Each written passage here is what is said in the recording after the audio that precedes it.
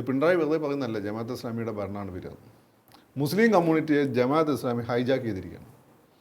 അതായത് ഇതിൽ പ്രധാനപ്പെട്ട ഞാൻ ഉൾപ്പെടെ സുന്നി വിഭാഗമാണ്. ഈ സുന്നി വിഭാഗത്തിന് ഒരു ബ്രെയിൻ ഹൈജാക്ക് ചെയ്തിരിക്കുന്ന ജമാഅത്ത് ഇസ്ലാമിയാണ്. അതായത് ചെറിയ വിഭാഗമായ അവർ ഇൻ്റലക്ച്വലി സ്ട്രോങ് ആണ്, ഇൻ്റർനാഷണൽ ഇസ്ലാമിക് ബ്രദർഹുഡായിട്ട് കണക്റ്റഡ് ആണ്.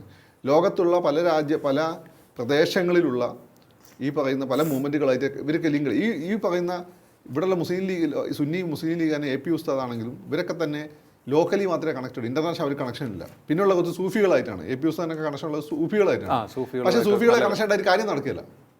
കാര്യം നടക്കണേ വെം വിചാരിക്കണം. വെം വിചാരിച്ചാൽ ജയിലിലാക്കാൻ പറ്റും, അങ്ങനെ പലതും ചെയ്യാൻ പറ്റും. ഇപ്പോൾ AP ഉസ്താദിനൊക്കെ ജപിച്ചു കൊടുക്കുന്ന പരിപാടി ഉണ്ടെന്നാണ് എനിക്ക് തോന്നുന്നത്. അത് സുന്നി മുസ്ലിംമാർ ചെയ്യും. എൻ്റെ കയ്യിലൊക്കെ കുട്ടിക്കാലം ജപിച്ചപ്പോഴും ഉണ്ട്, ചരട്ടുകൾ കാണാൻ പറ്റും.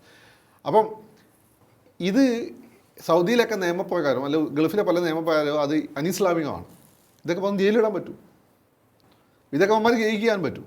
പിന്നെ അവന്മാർ ഒരു ആൻറ്റി ഹിന്ദു വിരുദ്ധ വികാരം ഉണ്ടാക്കി അത് സയൻറ്റിഫിക്കായിട്ട് അവതരിപ്പിച്ച്, ആൻറ്റി ക്രിസ്ത്യൻ വിരുദ്ധ വികാരം ഉണ്ടാക്കി അത് സയൻറ്റിഫിക്കായിട്ട് അവതരിപ്പിച്ച്, എന്നാൽ ഇവരൊക്കെ ഇഫ്താർ പാർട്ടിക്കും വിളിച്ചിട്ട് ഈ പറയുന്ന ഞങ്ങളങ്ങനെ നല്ല കാണിച്ചിട്ട് ഈ മുസ്ലിംസിൻ്റെ ബ്രെയിനെ ഹൈജാക്ക് ചെയ്തിട്ടുണ്ട്. അങ്ങനെ ഹൈജാക്ക് ചെയ്യപ്പെട്ട ഒരു ലീഗാണ് ഇപ്പം കാണുന്ന ലീഗ്. അത്തരത്തിലൊരു ഹൈജാക്കിങ് നടന്നിട്ടുണ്ടെന്നാണല്ലോ മറ്റേ പിന്നെ ഹാഗിയ സോഫിയ പള്ളീനെ പറ്റിയിട്ട് തങ്ങൾ പണ്ട് പറഞ്ഞത്. അടുത്തിടെ തങ്ങൾ പറഞ്ഞു, ഇപ്പോൾ സൗദി ഇന്ത്യയും തമ്മിൽ യുദ്ധം നടന്നാൽ ഞാൻ ഇന്ത്യയുടെ കൂടെ നിൽക്കും, നല്ലത്, അത് വേട്ടെ. പക്ഷെ അടുത്ത കാലത്ത് ലീഗിൻ്റെ കാര്യങ്ങൾ, ഷാജിയുടെ പ്രസംഗങ്ങൾ ഉൾപ്പെടെ സംശയാസ്പദമാണ്.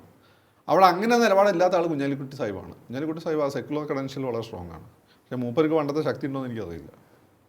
ഒന്നാമത്തെ കാര്യം അല്ല, ഇതിപ്പോൾ കഴിഞ്ഞ ദിവസം നമ്മൾ PMA സലാമിനോട് സംസാരിച്ചപ്പോൾ അദ്ദേഹം പറഞ്ഞത് KM ഷാജി എന്ന് പറയുന്നത് ഏറ്റവും സെക്യുലർ ആയിട്ടുള്ള ഒരു നേതാവാണ് എന്നാണ് പൊതുവെ കരുതപ്പെട്ടത്. പിന്നെ എവിടുന്ന് ഈ സാധനം വന്നു, നമ്മൾ പിടിച്ച് മേടിക്കുന്നു, അതാണ് ചോദ്യം. നിങ്ങൾ സെക്യുലർ എന്ന് പറയുമ്പോൾ നിങ്ങൾ ഏത് വാക്കുന്ന് വന്നു? ഈ ഷാജി തന്നെ അത് പിന്നെ വിശദീകരിക്കട്ടെ. അത് എവിടുന്ന് വന്നു, അതിന് ഉണ്ടാക്കുന്ന ഇമ്പാക്റ്റ് എന്താണ്? ഇപ്പം ഞാനിങ്ങനെ സംസാരിക്കും, ഇവിടെ താഴെ വന്ന് കമൻറ്റ് ചെയ്യുന്ന ഈ പറയുന്ന പെന്തക്കോസ്തുകാരനെ കാണാം, ശിവദാസൻ എന്ന് വന്നിട്ട് കമൻറ്റ് ചെയ്യുന്നത്, അല്ലെങ്കിൽ രഞ്ജിത്ത് നായർ എന്ന് വന്ന് കമൻറ്റ് ചെയ്യുന്ന ശിവദാസനെ കാണാം. ഇത് ഒരു പെന്തക്കോസ്തു തന്നെ മിക്കവാറും ഇവാഞ്ചലിസ്റ്റ് ആയിരിക്കും. ഞാൻ അവർ ആ സാധനത്തിലാണല്ലോ ഏറ്റവും കൂടുതൽ കൺവേർഷൻ്റെ പേര്. എനിക്ക് വ്യക്തിപരമായിട്ട് ഞാൻ അവരുടെ കോളേജിലൊക്കെ പഠിച്ചത്, എനിക്ക് വലിയ താല്പര്യമാണ്. പക്ഷേ ഞാൻ കൺവേർഷൻ എതിരായതുകൊണ്ടാണ് എനിക്ക് അങ്ങനെ നിലപാടെടുക്കേണ്ടി വന്നത്. അപ്പം ഞാൻ കോളേജിലൊക്കെ പഠിക്കും, കോളേജിലൊക്കെ നല്ല സെക്യുലർ അന്തരീക്ഷമായിരുന്നു, നല്ല ടീച്ചേഴ്സായിരുന്നു, വളരെ ഫ്രണ്ട്ലി ടീച്ചർ, എനിക്ക് ഭയങ്കര ഇഷ്ടമാണ്. പക്ഷേ ഐ എം എഗെയിൻസ്റ്റ് കൺവേർഷൻ. അത് ക്രിസ്ത്യാനിയാണെങ്കിലും ഇസ്ലാമാണെങ്കിലും. അത് ഹിന്ദുവിനെ കൺവേർട്ട് ചെയ്യേണ്ട ഒരു ആവശ്യമില്ല. സർവ്വമതങ്ങളുടെ അമ്മയാണ് ഹിന്ദുയിസം എന്ന് വിചാരിച്ചിട്ട് എല്ലാ മതം ഇവിടുന്ന് ഉണ്ടായിരുന്നല്ലേ മതം. ലോകത്ത് എല്ലായിടത്തും ഉണ്ടായിരുന്ന ഹിന്ദു മതം പോലുള്ള മതങ്ങളാണ്. ആ മതങ്ങളെ നശിപ്പിച്ചിട്ടോ അതിൽ നിന്ന് രൂപാന്തരം ബാധിച്ചിട്ടാണ് ഇന്ന് കാണുന്ന മറ്റു മതങ്ങളുണ്ടായത്. അത് അങ്ങനെ തന്നെ നിന്ന് തോന്നുന്നു. ഒരു സ്ഥലം ഇന്ത്യ, ഒന്ന് ചൈനയും ഒന്ന് ജപ്പാനുമാണ്. അതിൽ ഏറ്റവും കൂടുതൽ സ്ട്രോങ് ആയിട്ട് ഇരിക്കുന്നത് ഇന്ത്യയിലാണ്. അപ്പോൾ ഈ ഹിന്ദുവിനെ നിങ്ങൾ എന്തിനാണ്, സമുദ്രത്തിന് എന്തിനാണ് നിങ്ങൾ ഒരു പുഴയിലേക്ക് ഒഴുക്കി വിടുന്നത്? അതിൻ്റെ ആവശ്യമില്ല.